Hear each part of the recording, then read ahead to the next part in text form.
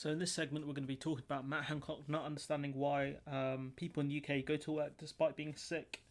This is something obviously Matt Hancock doesn't understand, and we're going to explain some of the reasons why. So Britain should stop soldiering on by going to work when sick and making others ill, the health secretary says.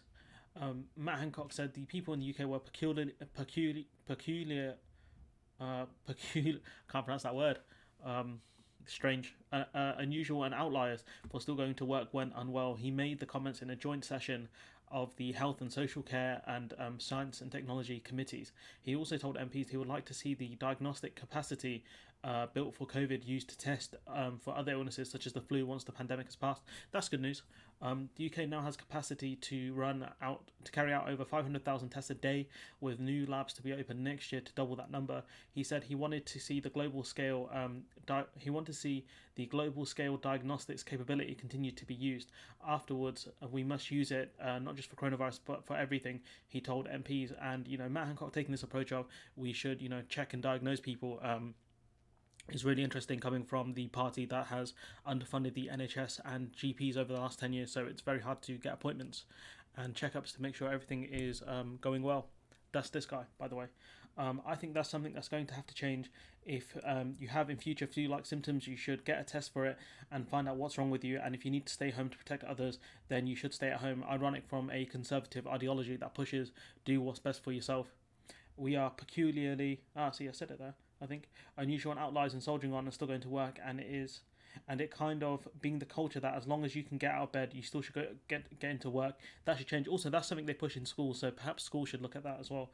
This year there have been far fewer respiratory um, far fewer breathing and other communicable diseases turning up in the NHS, obviously because people wearing masks now. I think the hygiene has improved a lot as well, and that would help stop the spread of illnesses, especially amongst kids. I read someone on Twitter that schools are getting kids to wash their hands before each lesson and things like that, and I'm sure that's going to help a lot. I want this massive diagnostics capacity to be the core of how we treat people in the NHS.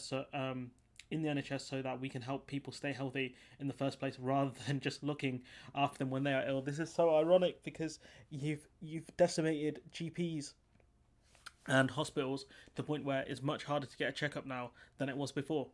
So the irony of this statement is unreal from Matt Hancock. So we're going to talk a bit about why is it that people in this country, in the UK, don't take sick leave as often as they should, and it's in part because there's pay for a week's sick leave across Europe. So Switzerland here £800, Liechtenstein £700. This will probably be dependent on how much money you make and things like that as well. But where's the UK? You might ask. I can't see them. Where are we? Oh, we're near the bottom. At the bottom, Finland and Ireland, they probably have their own. Finland, I would assume, have their own system. Ireland probably have to have their own sort of system as well, because it's zero. But where's the UK? Below Estonia, Slovakia, Bulgaria, Portugal, and the Czech Republic, Lithuania, Romania, Hungary, France, Latvia, and the list goes on. We are by the looks of things the lowest. And so that's one of the reasons. This is one of the key reasons why people can't afford to go sick.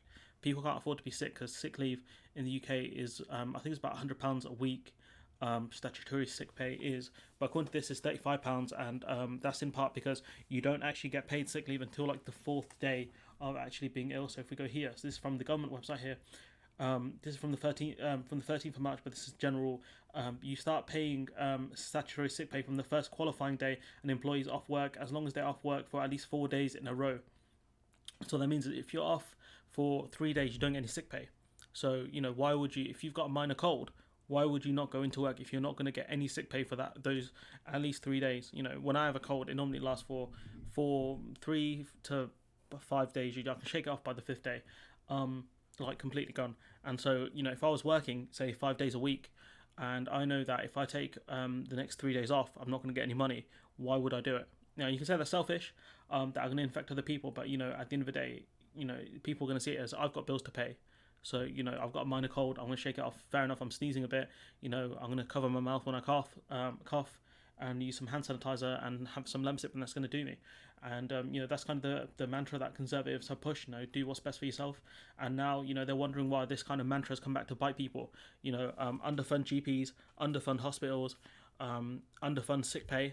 And this is what happens. This is a culmination. This pandemic, really highlights some of the the bad things that the Conservative Party have done. Because it's not just Matt Hancock, health secretary is Jeremy Hunt. It's not just Boris Johnson that's underfunded the NHS. It's Theresa May and it's David Cameron. It's an ideology, and this is something that people need to remember, especially next time in the election, regardless of who's in charge of the Conservative Party. It's an ideology. You can't defeat an ideology by getting rid of one person and thinking it's gone. You have to get rid of all of them. You have to elect somebody else to lead the country. That's the only way you get rid of this ideology, because you can see the damage it's been doing. Matt Hancock not understanding.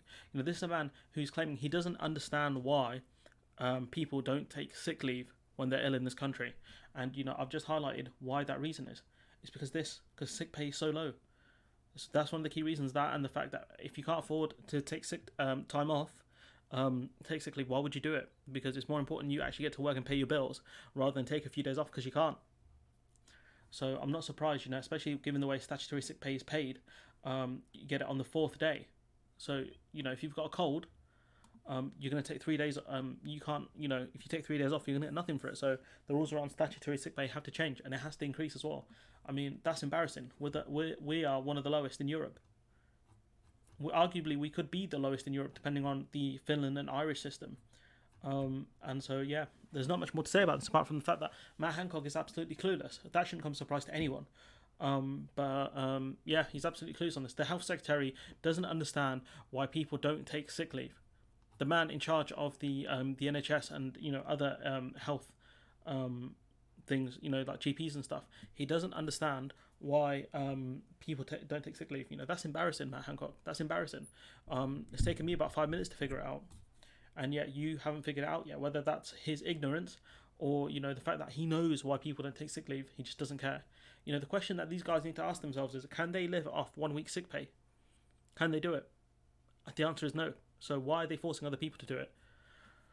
Beggars belief. And yeah, I don't know what more to say about this, so I'm going to leave it there. Let me know what you guys think in the comments below. Like, comment, share, subscribe, and hopefully I'll see you in the next one.